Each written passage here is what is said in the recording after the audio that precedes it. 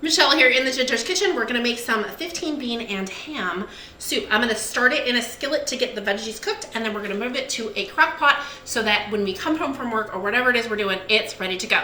I used the 15 bean soup mixture. I don't use the seasoning packet. It's too salty. I don't like what's in it, so I just toss that part aside, but I love the bean mixture.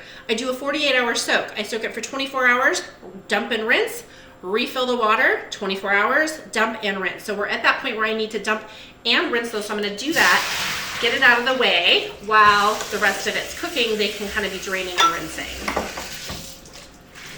So I'll finish rinsing those in just a moment. These are the other ingredients that we need.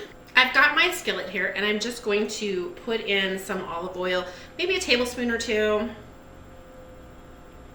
And we just wanna get those veggies cooked up some.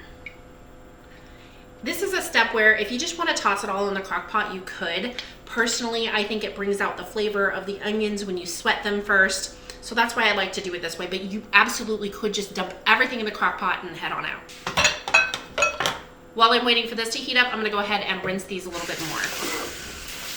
I like to multitask when I'm in the kitchen and get things done so I can move on to whatever's next, because for me, there's always something next. Okay, first thing I'm gonna put in is my onions.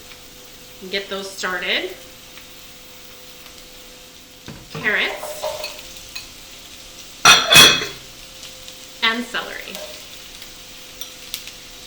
Okay, I'm just going to give this a stir.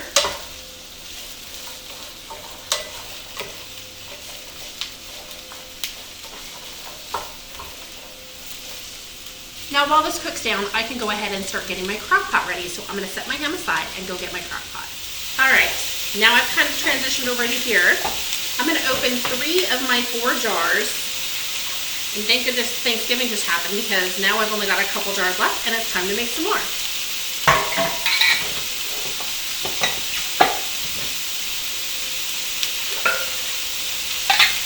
Now if you've ever done any canning, you know that the jars are reusable, but these lids are not. And I know that there is a company that makes reusable lids. They're good for, I think, 5 or 6 uses. And I did buy some. I just have not tried them yet. And I think I'm going to with my next batch of canned vegetables. I'm going to see how that goes, and I'll let you know. Just going to give those a stir. Okay, I've got some thyme, teaspoon of thyme.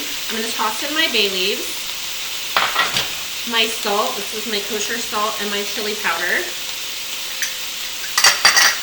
I'm not putting in my garlic because I want that to cook in with this for a minute before I put it in there. I am reserving that turkey stock there to deglaze this pan and get all those nice little bits of flavor out. Okay, this is some stewed tomatoes, home stewed. There is a link for that on how to make those. I'm gonna go ahead and put in my ham. That's 4 cups. You can use 3 to 4 cups, whatever you have left. Now I'm gonna start carefully putting in my beans. And I could just dump it out of here, but it has this like little lip that things get caught in, so I'm gonna start it this way.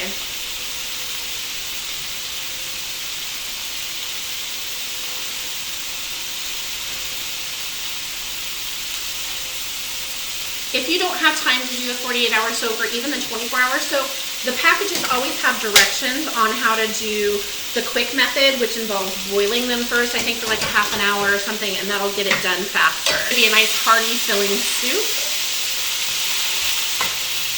And this is something that is flexible too. If you like a very tomatoey soup, you could add another jar of tomatoes, or you could add even a tomato sauce or a paste. Make it your own. If you like it spicy, throw in some crushed red pepper flakes.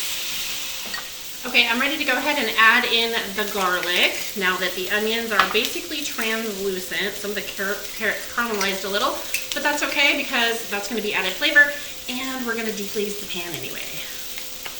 Okay, we're going to put that in and let it cook down for about 30-60 seconds. Then we'll put all the veggies in the crock pot, deglaze the pan, and then this can sit and cook happy for 4 to 8 hours depending on your schedule.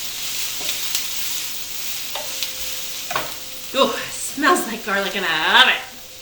Okay, I'm going to start adding this into my pot.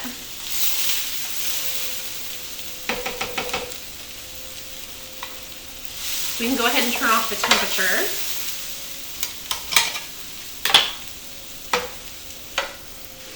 And I am going to do it this way.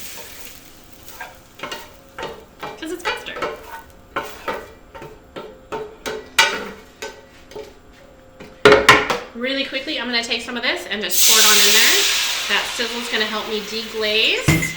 I'm gonna take my spatula and just scrape the little bits off the bottom. That's all flavor bombs. Those little bits that you're scraping off, that is full of goodness and flavor. So we wanna make sure we get that, okay? And then I'm just gonna pour that in there too. There we go. Now before it's done, I am gonna check my salt content and hit it with a little fresh cracked pepper. But for now, I'm gonna stir it up. I'm gonna plug it in. Now you can do this on high for about 4 hours or on low for 8 hours. Okay, so just gauge it based on what your time availability is for the day and let her go. Then before you're ready to serve it, give it a few minutes. You're gonna taste it for salt and pepper. You can adjust your chili powder. You can, whatever you want to adjust in there. Go ahead and do that. Let it cook for a few more minutes before you serve it up.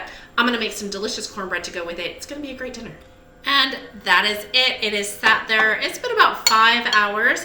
Our beans are fully cooked. It smells so good. There's only one thing better than eating this, and that's eating it with somebody you care about. Thanks for joining me here today in the Ginger's Kitchen. Have a delicious day. That's one board.